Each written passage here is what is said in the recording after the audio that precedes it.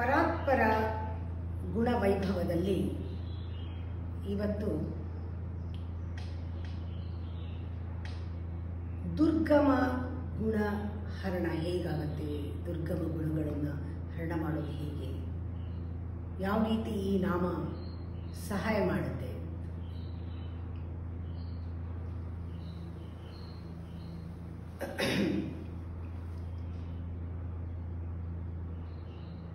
ಶಾಶ್ವತವಾದದ್ದು, ನಿತ್ಯವಾದದ್ದು, ಪುರಾತನವಾಗಿರೋದು, ಸದಾ ಇರೋದು, ಎಲ್ಲ ಕಡೆ ವ್ಯಾಪಿಸಿಕೊಂಡಿರುವುದು, ಈ ದೇಹ ಹುಟ್ಟಕ್ಕೆ ಮುಂಚೆ ಇದ್ದದ್ದು, ಈಗಲೂ ಇರೋದು, ಈ ದೇಹ ಹೋದ ಮೇಲೂ ಇರೋದಿದೆಯಲ್ಲ, ಇದು ಸರ್ವವ್ಯಾಪಿ, ಅವಿನಾಶಿ. ಈ ಅವಿನಾಶಿ ನಮ್ಮ ಒಳಗೂ ಇದೆ, ನಮ್ಮ ಹೊರಗೂ ಇದೆ, ಎಲ್ಲ ಕಡೆನೂ ಇದೆ. ನಮ್ಮ ಈ ದೇಹ, ದೇಹೀಯ ದೇಹ, ಇದಕ್ಕೆ ಕೊನೆ ಇದೆ. ಯಾವತ್ತೂ ಇದು ಹೊಟ್ಟೋಗುತ್ತೆ. ಹುಟ್ಟಿರೋದು ಸಾಯಲೇಬೇಕು, ತೋರ್ತಾ ಇರೋದು ಮಾಯ ಆಗಲೇಬೇಕು. ಇದು ತೋರಿಕೆ, ಇದು ಮಾಯ ಆಗುತ್ತೆ, ಇದು ಹೋಗುತ್ತೆ. ನಿರ್ನಾಶ, ದೇವಿ ನಿರ್ನಾಶ. ಇದಕ್ಕೆ ಮೃತ್ಯು ಇದೆ, ಇದು ಸಾಯತ್ತೆ. ನಾವು ಯೋಚನೆ ಮಾಡಬೇಕು, ಯಾವಾಗಲೂ ದೇಹಾಭಿಮಾನದಿಂದ ದೇಹ ನಾನು ದೇಹ ನಾನು ದೇಹದಲ್ಲೇ ಇರೋದ್ರಿಂದ ನಮಗೆ ಸಾವಿನ ಭಯ ಬರುತ್ತೆ. ಈ ದೇಹದ ಅನುಭವದಲ್ಲೇ ಇದ್ದಾಗ ಒಂದಿನ ಇದಿರಲ್ಲ, ಯಾವಾಗಿರಲ್ವೋ ನಾನು ಅನ್ನೋ ಭಯ ಬರುತ್ತೆ. ನಾವು ಒಳಗಡೆ ಇರೋದು, ಆವರಿಸ್ಕೊಂಡಿರೋದು, ಎಲ್ಲ ಕಡೆ ಇರೋದು ಈ ಆತ್ಮದ ಒಂದು ತತ್ವ ಇದೆ. ಅದನ್ನು ಗುರುತಿಸ್ಕೊಂಡ್ರೆ ಧ್ಯಾನದಲ್ಲಿ, ಜಪ ತಪ ಮಾಡುವಾಗ ಸದಾಕಾಲ ಜ್ಞಾನದಲ್ಲಿ, ವಿವೇಕದಲ್ಲಿ ನಾನು ಇದ್ಯಾವುದು ಅಲ್ಲ, ಇದೆಲ್ಲ ಬಂದು ಹೋಗೋದು ಅಂತ ಗುರುತಿಸ್ಕೊಂಡಾಗ ನಮಗೆ ಆ ಸಾವಿನ ಭಯ ಹೋಗುತ್ತೆ. ಯಾಕೆಂದ್ರೆ ಆತ್ಮಕ್ಕೆ ನಾವು ಗುರುತಿಸ್ಕೊಂಡಾಗ ಅದಕ್ಕೆ ಸಾವಿಲ್ಲ, ಅದೆಲ್ಲ ಕಡೆನೂ ಇದೆ, ಅದು ಅವಿನಾಶಿ. ನೋಡಿ, ನಮ್ಮ ಆಸೆಗಳನ್ನ ಇಟ್ಕೊಂಡೇ ನಾವು ಸಾಯೋದು. ಆಸೆಗಳೆಲ್ಲೂ ಹೋಗಲ್ಲ. ನಮ್ಮ ಸಂಕಲ್ಪ ವಿಕಲ್ಪಗಳು, ಯೋಚನೆಗಳು ಎಲ್ಲವೂ ಕೂಡ ಎಲ್ಲವೂ ಸಾಯಲ್ಲ. ಅದನ್ನೆಲ್ಲ ಇಟ್ಕೊಂಡೇ ನಾವು ಸಾಯ್ತೀವಿ. ಅಂದ್ರೆ ದೇಹ ಹೋಗುತ್ತೆ, ಮತ್ತೆ ದೇಹ ಬರುವಾಗ ಇಷ್ಟು ಸಂಸ್ಕಾರಗಳನ್ನ ಹೊತ್ಕೊಂಡೇ ಬರ್ತೀವಿ. ಹೊತ್ಕೊಂಡು ಹೋಗ್ತೀವಿ, ಇಲ್ಲಿ ಸಂಗ್ರಹಿಸ್ತೀವಿ, ಹೊತ್ಕೊಂಡು ಹೋಗ್ತೀವಿ, ಅದನ್ನೇ ಹೊತ್ಕೊಂಡು ಬರ್ತೀವಿ. ಹೀಗೆ ಜನನ ಮರಣದಲ್ಲಿ ಆ ವ್ಯೂಹದಲ್ಲಿ ಸಿಕ್ಕಾಕೊಂಡು ಈ ಸಂಸ್ಕಾರಗಳು, ಈ ವಾಸನೆಗಳಿಂದ ಹೊರಗಡೆ ಬರ್ತಾನೆ ಇಲ್ಲ. ನಾವು ಒಳ್ಳೆ ಕೆಲಸಗಳನ್ನೆಲ್ಲ ಮಾಡಿದಾಗ ಏನೋ ಒಂದು ಜನ್ಮ, ಮತ್ತೆ ಅಲ್ಲೆಲ್ಲ ಕೆಟ್ಟದ್ ಮಾಡು, ಏಣಿ 10 ಮೆಟ್ಲು ಇಳಿದ್ರೆ 8 ಮೆಟ್ಲು ಇಳಿದ್ರೆ 8 ಮೆಟ್ಲು ಹತ್ತಿದ್ರೆ 8 ಮೆಟ್ಲು 6 ಮೆಟ್ಲು ಇಳಿತೀವಿ. ಮತ್ತೆ ಬರ್ತೀವಿ, 3 ಮೆಟ್ಲು ಹತ್ತೀವಿ, 2 ಮೆಟ್ಲು ಇಳಿತೀವಿ. ಈ ತರ ಪರಮಪದ ಸೋಪಾನ ಪಟದಲ್ಲಿ ನಾವು ಏಣಿ ಹತ್ತೋದು, ಹಾವಿನ ಬೈಕ್ ಸಿಕ್ಕಾಕೊಳ್ಳೋದು, ಇಳಿಯೋದು ಹೀಗಾಗ್ತಾ ಇದ್ರೆ ನಿಜವಾದ ಒಂದು ಮೃತ್ಯು, ಅಂದ್ರೆ ಗ್ರೇಟ್ ಡೆತ್,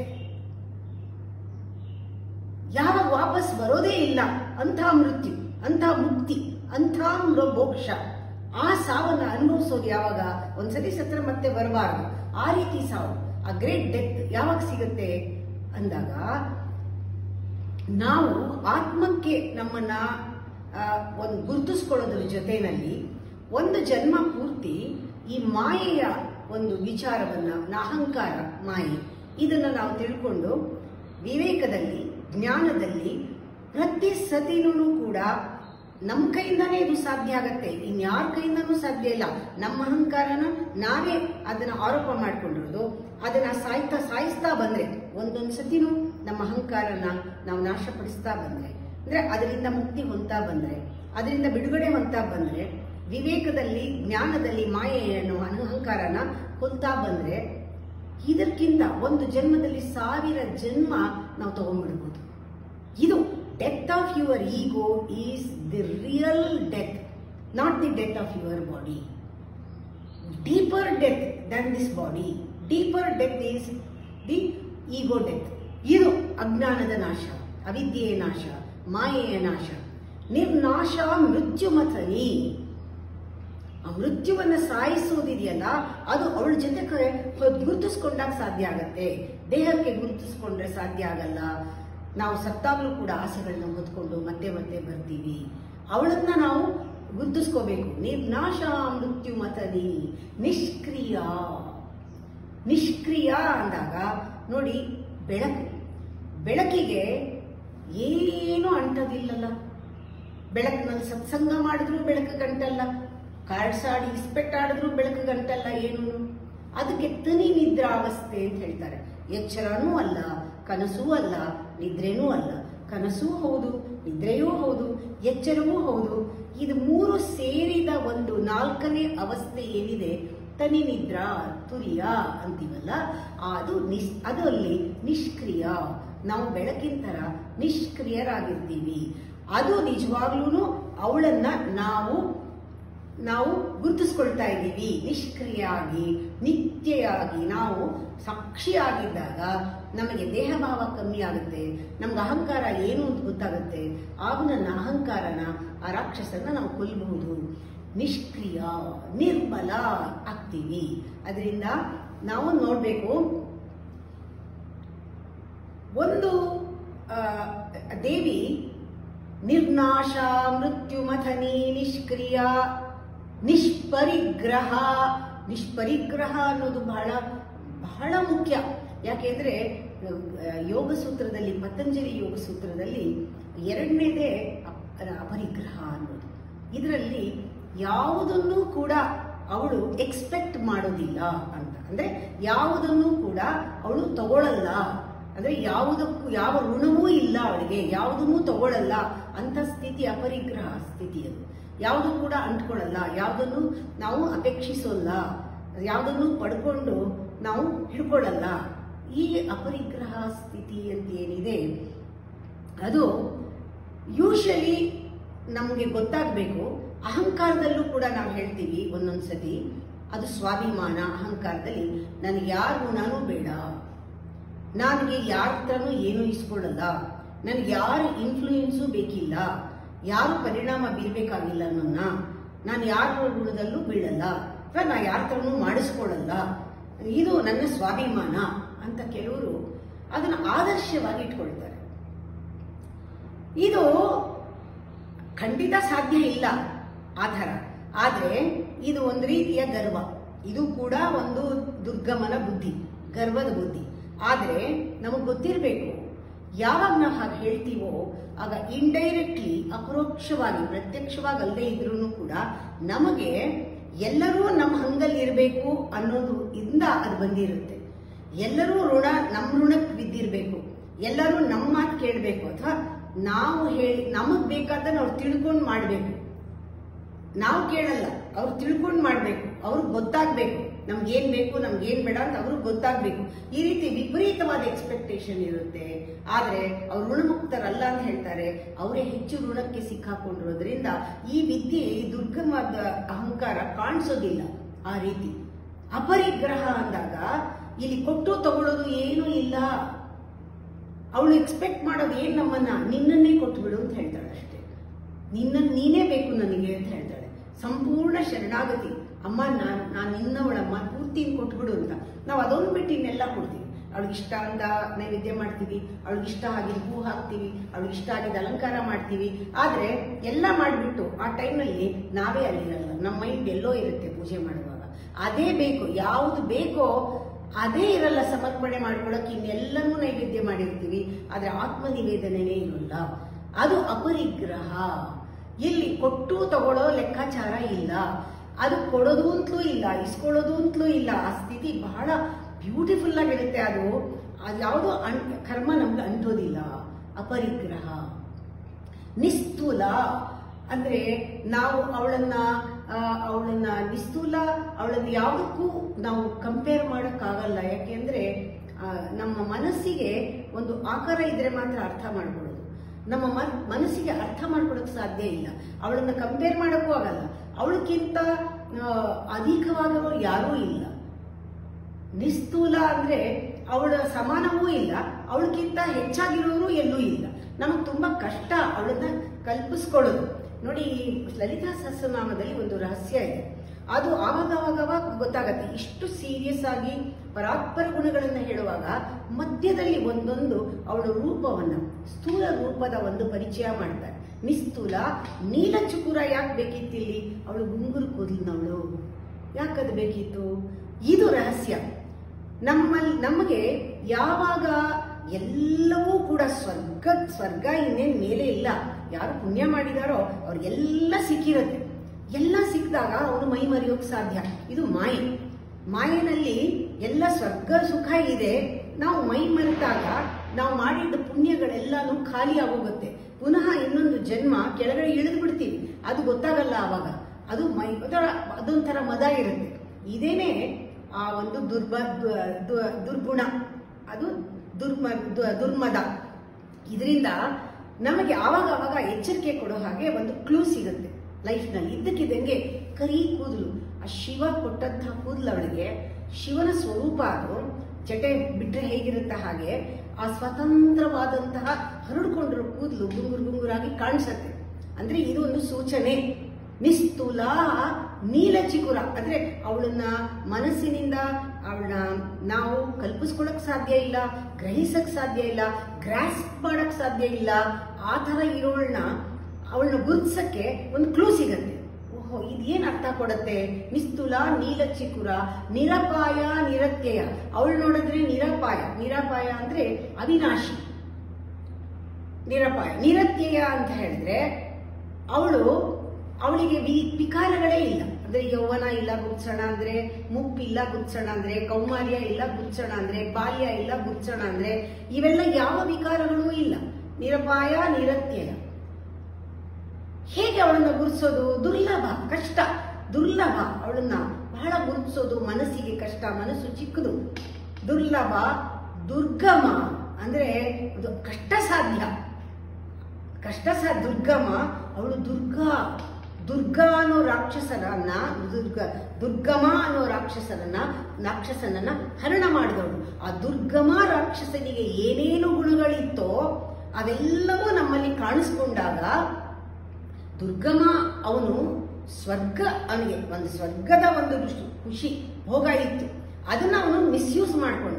ಆ ತರ ನಮ್ಗೆಲ್ಲ ಪುಣ್ಯ ಮಾಡಿ ಏನೋ ಒಂದು ಸಿಕ್ಕಿದೆ, ಖುಷಿಯಾಗೆಲ್ಲ ಇದ್ದಾಗ ಅದನ್ನು ದುರುಪಯೋಗ ಮಾಡ್ಕೊಳ್ಳೋದೇ ಆ ದುರ್ಗಮನ ಕ್ವಾಲಿಟಿ.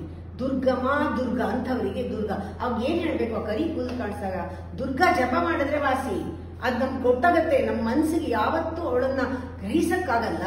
ದುರ್ಗಾ ಶ್ರೀ ದುರ್ಗಾ ಅಂತ ಇದ್ರೆ ದುರ್ಗಾ ದುಃಖಹಂತ್ರಿ ಸುಖಪ್ರದ. ನಮ್ಗೆ ಆ ತರ ಯಾವಾಗ ಕರಿಗೆ ಕಪ್ಪಗೆ ಮೋಡದ ಅವಳ ಕೂದಲು ಕಾಣಿಸ್ತೋ ಇದು ಒಂದು ಸೂಚನೆ. ನಮ್ಮ ದುಃಖ, ನಾವು ನಮ್ಮ ಆಸೆಗಳೆಲ್ಲನೂ ಕೂಡ ಪರೀಕ್ಷೆ ಮಾಡ್ಕೊಳ್ಳೋ ಕಾಲ. You have to go deep into the structure of your desire and see from where the desire is coming. ನಮ್ಮಲ್ಲಿ ಆಸೆನೇ ಎಲ್ಲದಕ್ಕೂ ಮೂಲ, ಆದ್ರೆ ಅದು ಎಲ್ಲಿಂದ ಬರ್ತಾ ಇದೆ ಅಂತ ನೋಡ್ಕೊಳ್ಳಿ. ಅದನ್ನು ಬಿಡಬೇಕು ಅಂತಿಲ್ಲ ದುಃಖಕ್ಕೆ ಕಾರಣ ಅಂತ. ಆದ್ರೆ ದುಃಖ ಬರ್ತಾ ಇರೋ ಆಸೆ, ದುಃಖವನ್ನ ತರ್ತಾ ಇರೋ ಆಸೆ ಬೇಡ. ಇಚ್ಛಾಶಕ್ತಿಯಾಗಿ ಉಳಿಲಿ, ಅದನ್ನೇ ಹೇಳೋದು. ಅಂತ ಆಸೆಗಳು ಎಲ್ಲಿಂದ ಬರ್ತಾ ಇದೆ? ಅಹಂಕಾರದಿಂದ ಬರ್ತಾ ಇದೆಯಾ? ಅಥವಾ ಅಮ್ಮನ್ ನೋಡ್ಬೇಕು, ತಾಯಿ ನೋಡ್ಬೇಕು, ನಾನೇ ಆ ಸ್ವರೂಪ ಆಗ್ಬೇಕು ಅನ್ನುವಂತ ಆಸೆ ಬರ್ತಾ ಇದೆಯಾ? ಆ ಆಸೆಗೂ ಮೀರಿದ್ದೇನಾದ್ರೂ ಇದೆಯಾ? ಆಸೆಯನ್ನ ನಾವು ನೋಡ್ಬೇಕು. ಅದು ಒಂದೊಂದ್ಸತಿ ಬರೀ ನಮಗೆ ದುಃಖ ಕೊಡಲ್ಲ, ನಮ್ಮ ಆಸೆಯಿಂದ ಹುಟ್ಟಿದಂತಹ ಎಲ್ಲ ರಾಕ್ಷಸ ಗಣಗಳಿದೆಯಲ್ಲ, ಇವೆಲ್ಲ ಬರೀ ನಮ್ಗೆ ಎಲ್ಲ ನಮ್ಮ ಸುತ್ತ ಇರೋರಿಗೆಲ್ಲ ದುಃಖ ಕೊಡುತ್ತೆ. ಏನಾಗ್ತಾ ಇದೆ ಪರಿಸ್ಥಿತಿ ಏನಾಗ್ತಾ ಇದೆ ನನ್ನ ಆಸೆಗಳಿಂದ? ದುಃಖಹಂತ್ರಿ ಸುಖಪ್ರದ. ಆ ಸುಖ ಎಲ್ಲಿ ನಮಗೆ ಕೆಲವು ಆಸೆಗಳು ತೀರಿದ ತಕ್ಷಣ ಖುಷಿ ಸಿಗುತ್ತೆ, ಆದ್ರೆ ನಮಗೆ ಗೊತ್ತಾಗ್ಬೇಕು ಅದು ಬಹಳ ಟೆಂಪರರಿ, ಕ್ಷಣಿಕ. ನಿಂತು ಶಾಶ್ವತವಾದ ಸುಖ ಕೊಡಲ್ಲ. ವಸ್ತುಗಳಿಂದಾಗ್ಲಿ ವಿಷಯಗಳಿಂದಾಗ್ಲಿ ಸುಖ ಶಾಶ್ವತ ಅಲ್ಲ. ಅಥವಾ ಒಂದು ಹಾಡು ಕೇಳಿ ಮಾಡಿದ್ರು ಕೂಡ ಸ್ವಲ್ಪ ಹೊತ್ತು ಖುಷಿ ಇರುತ್ತೆ, ಆಮೇಲೆ ಅದು ಕೂಡ ಶಾಶ್ವತವಾದದ್ದಲ್ಲ. ಅದೆಲ್ಲ ಭೌತಿಕ ಆನಂದ, ಇಂದ್ರಿಯ ಆನಂದ, ಮನಸ್ಸಿನ ಆನಂದ. ಶಾಶ್ವತ ಆನಂದ ಯಾವುದು ಅನ್ನೋದು ಕಲ್ಪನೆ ನಮಗೆ ಬರ್ತಾ ಹೋಗ್ಬೇಕು.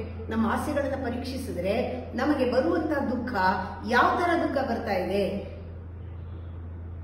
ದುಃಖ ಇಲ್ಲದೆ ಇರುವಂತಹದ್ದು ಸಂತೋಷ ಸಿಗ್ಬೇಕಾದ್ರೆ ನಾನೇನ್ ಮಾಡ್ಬೇಕು? ಶಾಶ್ವತವಾದ ಸಂತೋಷ ಅದು ನಮಗೆ ಗೊತ್ತಾಗುತ್ತೆ. ದುರ್ಲಭ ದುಃಖ, ದುಃಖ ಹಂತ್ರಿ ಸುಖಪ್ರದ, ದುರಾಚಾರ ಶಮನಿ ದೋಷ, ದುಷ್ಟ ದೂರ, ದುರಾಚಾರ ಶಮನಿ.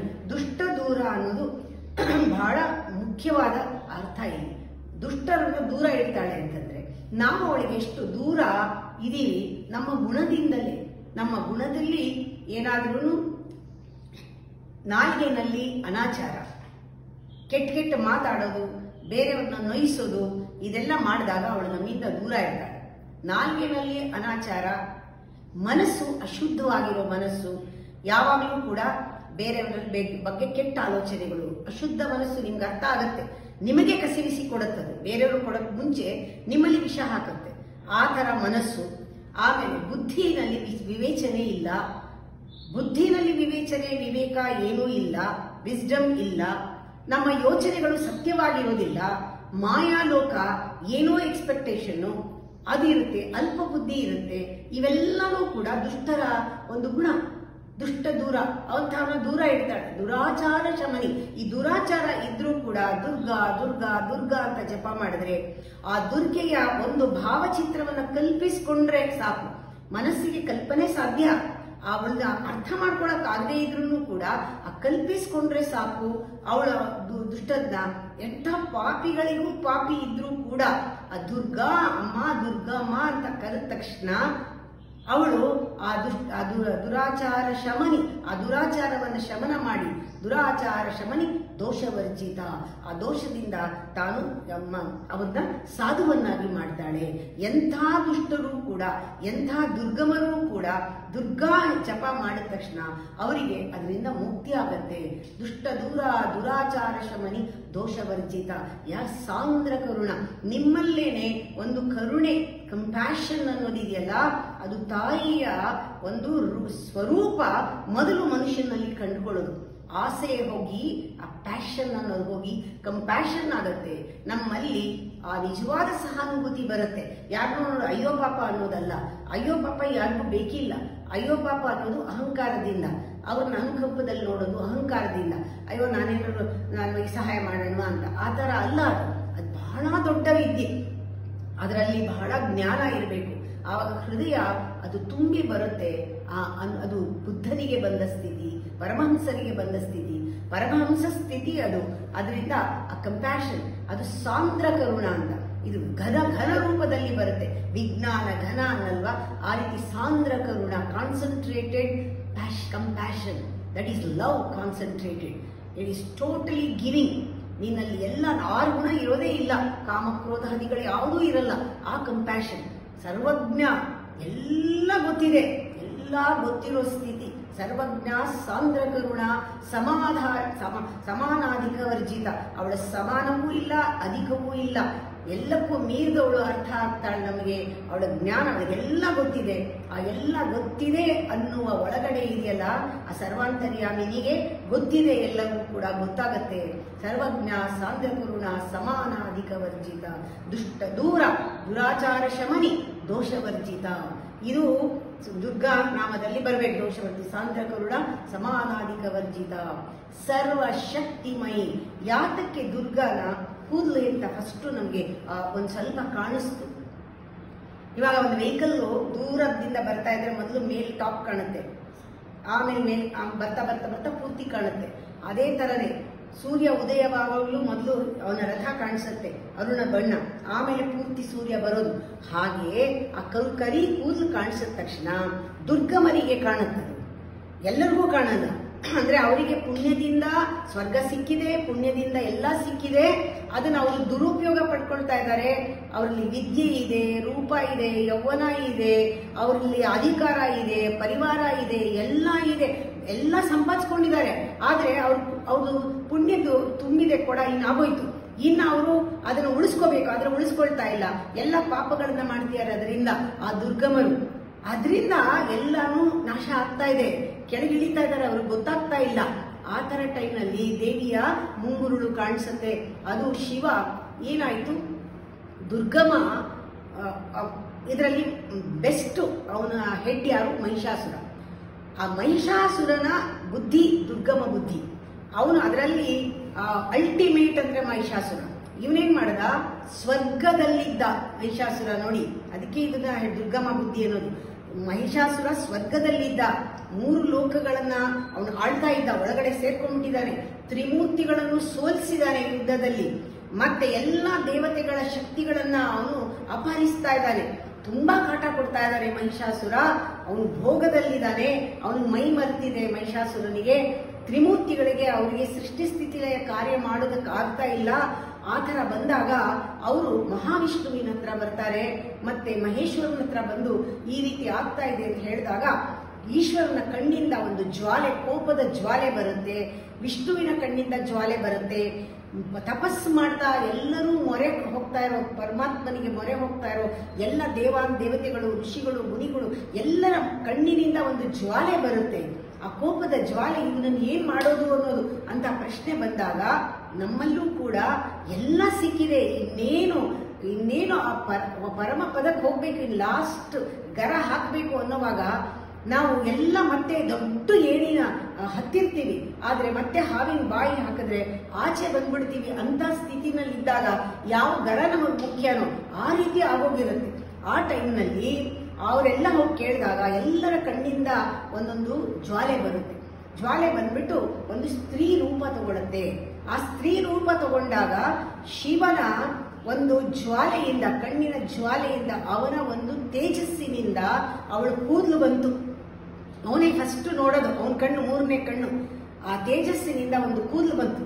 ಆಮೇಲೆ ವಿಷ್ಣು ಅವಳಿಗೆ 2 ಭುಜವನ್ನು ಕೊಡ್ತಾನೆ, ಹಾಗೆ ಅವಳಿಗೆ ಕುಬೇರ ಮೂಗನ್ನು ಕೊಡ್ತಾನೆ, ಸೂರ್ಯ ಚಂದ್ರರು 3 ಕಣ್ಣುಗಳನ್ನು ಕೊಡ್ತಾರೆ, ವಾಯು ಕಿವಿಯನ್ನು ಕೊಡ್ತಾನೆ, ಬ್ರಹ್ಮ ಅವಳ ಹಲ್ಲನ್ನು ಕೊಡ್ತಾನೆ, ಮತ್ತೆ ಕಾಲಿನ ಪಾದದಲ್ಲಿರುವ ಉಗುರುಗಳಿಗೆ ಅವನು ತೇಜಸ್ಸನ್ನು ಕೊಡ್ತಾನೆ ಬ್ರಹ್ಮ. ಹಾಗೆ ಇವನು ವರುಣ, ಇಂದ್ರ ಸೊಂಟವನ್ನು ಕೊಟ್ರೆ ಅವನು ಕುಜ ಅವನಿಗೆ ಅವಳ ಸ್ತನವನ್ನು ಕೊಡ್ತಾನೆ. ಒಬ್ಬೊಬ್ಬರು ಒಂದೊಂದು ಕೊಡ್ತಾರೆ. ಹೀಗೆ ವರುಣ ಒಂದು ನಿತಂಬವನ್ನ ಕೊಟ್ರೆ ಕಾಲನ್ನ, ಹೀಗೆ ಪ್ರತಿ ದೇವತೆಯು ಒಂದೊಂದು ಅಂಗಾಂಗಗಳನ್ನ ಅವಳಿಗೆ ಕೊಡ್ತಾರೆ, ಎಲ್ಲ ಹಾಕ್ತಾರೆ ಅಂಗಾಂಗಗಳೆಲ್ಲವನ್ನು ಕೂಡ. ಆಮೇಲೆ ಅವರ ಶಕ್ತಿಗಳನ್ನೆಲ್ಲ ಕೊಡ್ತಾರೆ, ಸಂಪಾದಿಸಿದ ಎಲ್ಲ ಶಕ್ತಿಗಳನ್ನ, ಚಂದ್ರಹಾರ, ಪಾಶುಪತಾಸ್ತ್ರ, ತ್ರಿಶೂಲ, ಡಮರು, ಢಕ್ಕೆ ಎಲ್ಲ ಕೊಟ್ಬಿಡ್ತಾನೆ ಶಿವ. ವಿಷ್ಣು ಒಂದು ಚಕ್ರ, ಗದೆ, ಶಂಖ ಎಲ್ಲ ವಿಷ್ಣು ಕೊಡ್ತಾನೆ. ಸೂರ್ಯನೇ ಅವನ ಚಕ್ರ ಕೊಟ್ಬಿಡ್ತಾನೆ. ಆಮೇಲೆ ಯಮ ಗದೆ ಕೊಟ್ಬಿಡ್ತಾನೆ, ಇನ್ನೊಬ್ಬ ಅವನಿಗೆ ಇದು ಕೊಡ್ತಾನೆ. ಅವನ್ ಎಲ್ಲ ಯಾವ್ಯಾವ ಆಯುಧಗಳನ್ನ ಕಲ್ಪಿಸ್ಕೊಳ್ಳಿ, ಒಂದೊಂದು ದೇವರ ಆಯುಧಗಳನ್ನು ಓದಿ ಎಲ್ಲ ಆಯುಧಗಳು ಅವಳ ಕೈನಲ್ಲಿ ಇದೆ. ಇವಾಗ ಇಂದ್ರನ ವಜ್ರಾಯುಧ ಇದೆ, ಎಲ್ಲ ಇದೆ, ಬ್ರಹ್ಮ ಕಮಂಡಲು ಇದೆ, ಎಲ್ಲಾ ದೇವತೆಗಳು ಒಟ್ಟಿಗೆ ಸೇರಿದ್ದಾರೆ ಅಂತ ಕಲ್ಪಿಸ್ಕೊಳ್ಳಿ. ನಿಮ್ ಕೈ ಕಲ್ಪಿಸ್ಕೊಳಕ್ಕಾಗಲ್ಲ, 10 ಕೈಗಳು, 10 ಭುಜಗಳು ಎಲ್ಲ ಒಟ್ಟಿಗೆ ಸೇರಿದಾಗ ಅವಳು ಆ ಸಿಂಹ, ಅವರು ಒಂದು ಗಂಟೆ, ಇಂದ್ರ ಕೊಡುವಂತಹ ಒಂದು ಗಂಟೆ ಏನಿದೆ ಅದು ದೊಡ್ಡ ಜಗತ್ತನ್ನೇ ಅಲ್ಲಾಡಿಸುವಂತಹದ್ದು. ಐರಾವತದ ಗಂಟೆ ಶಬ್ದ ಕೇಳಿಸ್ಕೊಳ್ತಾಳೆ ಅವಳು. ಸಿಂಹ ಅಲಂಕಾರ ಮಾಡಿದ ಸಿಂಹದ ಮೇಲೆ ವಾಹನ ಕೂತ್ಕೊಂಡು ಆ ಬಾಣನ ಬಿಟ್ಟು, ಆ ಬಾಣ ವಾಯು ಕೊಟ್ಟಿದ್ದ ಬಾಣ, ಬಿಲ್ಲು ಬಾಣಗಳು, ಅದನ್ನ ಬಿಟ್ಟು ಅವಳು ಮಹಿಷಾಸುರನ ಮರ್ದನ ಮಾಡ್ತಾಳಲ್ಲ. ಇದು ದೇವಿ ಭಾಗವತದಲ್ಲಿ ಇದನ್ನ ತುಂಬಾ ವರ್ಣನೆ ಇದೆ. ಇದು ಈ ಒಂದು ದುರ್ಗಾದ ಒಂದು ಪಾಶ್ಚರ್ ಏನಿದೆ, ಈ ಒಂದು ಅವಳನ್ನ ಮಹಿಷ ಕೊಲ್ಲುವಂತಹ ಒಂದು ಪಾಶ್ಚರ್, ಯಾವ ರೀತಿ ಅವಳ ಆಸನ ಇದೆ, ಅವಳದು ಸಿಂಹಾಸನದ ಮೇಲೆ ಕೂತ್ಕೊಂಡು ಏನ್ ಮಾಡ್ತಿದ್ದಾಳೆ, ಆ ಒಂದು ಭಾವಚಿತ್ರವನ್ನ ಕಲ್ಪಿಸ್ಕೊಂಡ್ರೆ ಸಾಕು, ಎಲ್ಲರಿಗೂ ಕೂಡ ಎಲ್ಲ ಸದ್ಗತಿ ದೊರಕತ್ತೆ. ಆ ತರ ಅವಳು ಸರ್ವಶಕ್ತಿಮಯಿ, ಸರ್ವ ಮಂಗಳ, ಎಲ್ಲ ಮಂಗಳಕರವಾದದ್ದು ಒಟ್ಟಿಗೆ ಹಾಕಿರೋ ಸರ್ವಮಂಗಳೇ ಅವಳು. ನಮ್ಮಲ್ಲಿ ಪ್ರೇಯಸ್ಸು ಶ್ರೇಯಸ್ಸು ಅಂತಿದೆ, ಮಂಗಳದಲ್ಲಿ ಪ್ರೇಯಸ್ಸು ಸಿಗತ್ತೆ. ಅವಳೆಲ್ಲ ಕೊಟ್ಟಿದ್ದಾಳೆ, ಮನೆ ಕೊಟ್ಟಿದ್ದಾಳೆ, ಗಂಡ ಕೊಟ್ಟಿದ್ದಾಳೆ, ಮಕ್ಕಳು ಕೊಟ್ಟಿದ್ದಾಳೆ, ಹಣ ಕೊಟ್ಟಿದ್ದಾಳೆ, ತಿನ್ನ ಕೊಟ್ಟಿದ್ದಾಳೆ, ಐಶ್ವರ್ಯ ಕೊಟ್ಟಿದ್ದಾಳೆ. ಎಲ್ಲ ಕೊಟ್ಟಿದ್ರು ಕೂಡ ಎಲ್ಲಾನು ಪುಣ್ಯದಿಂದ ಅವಳಿಂದ ಪಡ್ಕೊಂಡ್ಬಿಟ್ಟು ಅವಳನ್ನೇ ಮರೆತು ಬಿಟ್ಟು ನಾವೇನಾದ್ರೂ ಬೇರೆ ಏನಾದ್ರೂ ಮಾಡಕ್ ಹೋದಾಗ ಅವಳು ಬರಲೇಬೇಕು ಅಂತ ಸ್ಥಿತಿ ದುರ್ಗವನಲ್ಲಿ. ಆ ತರ ಅಹಂಕಾರ ಬಂದ್ಬಿಟ್ಟಿರುತ್ತೆ. ಅದನ್ನ ಪ್ರೇಯಸ್ಸು ಅಂತ ಹೇಳ್ತಾರೆ. ಪ್ರೇಯಸ್ನಲ್ಲಿ ಎಲ್ಲ ಸಿಗತ್ತೆ ನಮಗೆ, ಆದ್ರೆ ಆ ಸುಖ ಎಲ್ಲ ನಾವು ಮತ್ತೆ ಕಳ್ಕೊಂಡ್ ಬಿಡ್ತೀವಿ. ನಮಗೆ ಏನಾದ್ರೂ ಅಜ್ಞಾನ ಬಂದು ಕಳ್ಕೊಂಡ್ಬಿಟ್ರೆ. ಆದ್ರೆ ಶ್ರೇಯಸ್ಸು ಅನ್ನೋದು ಮುಕ್ತಿ, ಅಲ್ಲಿ ಬುದ್ಧಿ ಚುರುಕಾಗತ್ತೆ, ಪ್ರಜ್ಞೆ ಬರುತ್ತೆ, ವಿವೇಕ ಬರುತ್ತೆ, ನಾವು ಬಹಳ ಕ್ಲಾರಿಟಿ ಇರುತ್ತೆ, ನಾವೇನು ಯೋಚನೆ ಮಾಡಬೇಕಾದ್ರೂ ಅಂಥವರಿಗೆ ಪ್ರೇಯಸ್ಸು ಇರುತ್ತೆ, ಶ್ರೇಯಸ್ಸು ಸಿಗುತ್ತೆ. ಪ್ರೇಯಸ್ಸನ್ನು ದುರುಪಯೋಗ ಪಡ್ಕೊಳ್ಳದೆ ಇರುವಂತಹ ವಿವೇಕವೂ ಇರುತ್ತೆ, ಜ್ಞಾನವೂ ಇರುತ್ತೆ. ಆ ರೀತಿ ಸರ್ವಶಕ್ತಿಮಯಿ ಸರ್ವಮಂಗಳ ಸದ್ಗತಿ ಪ್ರದ. ಸದ್ಗತಿ ಅಂದ್ರೇನೇನೆ, ಆ ಗತಿ ಅಂದ್ರೆ ಪುನಃ ವಾಪಸ್ ಬರದೇ ಇರೋ ಸ್ಥಿತಿ ಅಂತ. ಅಂದ್ರೆ ಪುನಶ್ಚರಣ ಅಂದ್ರೆ ಇಲ್ಲ, ಪುನಃ ಬರುವುದಿಲ್ಲ, ಪುನರಾವರ್ತನೆ ಇಲ್ಲ, ಮತ್ತೆ ಆಗೋದಿಲ್ಲ, ಕೆಲಸ ಮಾಡೋದಿಲ್ಲ ನಾವು. ಆ ರೀತಿ ಅಂದ್ರೆ ಪುನಃ ವಾಪಸ್ ಬರದೇ ಇರೋ ಸ್ಥಿತಿ ಅಂದ್ರೆ ನಾವು ಎಲ್ಲಿ ಸೂರ್ಯ ಚಂದ್ರರು ಇಲ್ಲವೋ ಅಂದ್ರೆ ಅಲ್ಲಿಗೆ ಸೂರ್ಯ ಚಂದ್ರನಿಗೂ ಬೆಳಕನ್ನು ಕೊಡುವಂತಹ ಬೆಳಕಿನ ಪರಂಜ್ಯೋತಿಯಲ್ಲಿ ಒಂದಾಗ್ಬಿಡ್ತೀವಿ. ಅದೇ ಪರಮಗತಿ, ಸದ್ಗತಿ. ಅವಳು ದುರ್ಗೆ ಕೊಡುವಂತಹ ಆ ಗತಿ ಸದ್ಗತಿ. ಮತ್ತೆ ನಾವೇನಾದ್ರೂ ಅಷ್ಟು ಇಷ್ಟು ಒಳ್ಳೇದು ಮಾಡಿದ್ರೆ ಸ್ವರ್ಗಕ್ಕೆ ಹೋಗ್ತೀವಿ. ಸ್ವರ್ಗದಲ್ಲಿ ನಮ್ಮ ಪುಣ್ಯ ಎಲ್ಲ ಮುಗಿದ ಮೇಲೆ ಪುನಃ ವಾಪಸ್ ಹೊಟ್ಟೋಗ್ತೀವಿ, ಮತ್ತೆ ಕೀಳು ಜನ್ಮಗಳಿಗೆ ನಾವು ಹುಡ್ತೀವಿ. ಅಂದ್ರೆ ಸ್ವರ್ಗ ಅಂದ್ರೆ ಎಲ್ಲೂ ಇಲ್ಲ, ಇಲ್ಲೇ ಭೂಮಿ ಮೇಲೆ ಒಳ್ಳೆ ಸ್ಥಿತಿನಲ್ಲಿ ಇರ್ತೀವಿ. ಆಗ ಅವಳನ್ನ ಮರಿತೀವಿ, ಹಣ ಇರುತ್ತೆ ಅವಳನ್ನ ಮರಿತೀವಿ, ವಿದ್ಯೆ ಇರುತ್ತೆ ಅವಳನ್ನ ಮರಿತೀವಿ, ಇಲ್ಲದೆ ಇರೋ ಜಂಬ ಮಾಡ್ತೀವಿ. ಆವಾಗ ಎಲ್ಲ ನಮ್ಮ ಪುಣ್ಯ ಮುಗಿದ ತಕ್ಷಣ ಇನ್ನು ಕೀಳು ಯೋನಿಗಳಲ್ಲಿ ಹುಟ್ಟು ಬರ್ತೀವಿ. ಇದು ಕೂಡ ಒಂದು ಗತಿಯೇ. ಸ್ವರ್ಗಕ್ಕೆ ಹೋಗಿ ವಾಪಸ್ ಬರುತ್ತೆ, ಆದರೆ ಸದ್ಗತಿ ಸಿಕ್ಕರೆ ವಾಪಸ್ ಬರೋದಿಲ್ಲ, ಅಲ್ಲೇ ಒಂದಾಗೋದು ಅಂತ. ಅದರಿಂದ ಇದು ತುಂಬ ಚೆನ್ನಾಗಿದೆ. ಇದನ್ನ ದುರ್ಗೆಯನ್ನು ಜ್ಞಾಪಿಸ್ಕೊಂಡು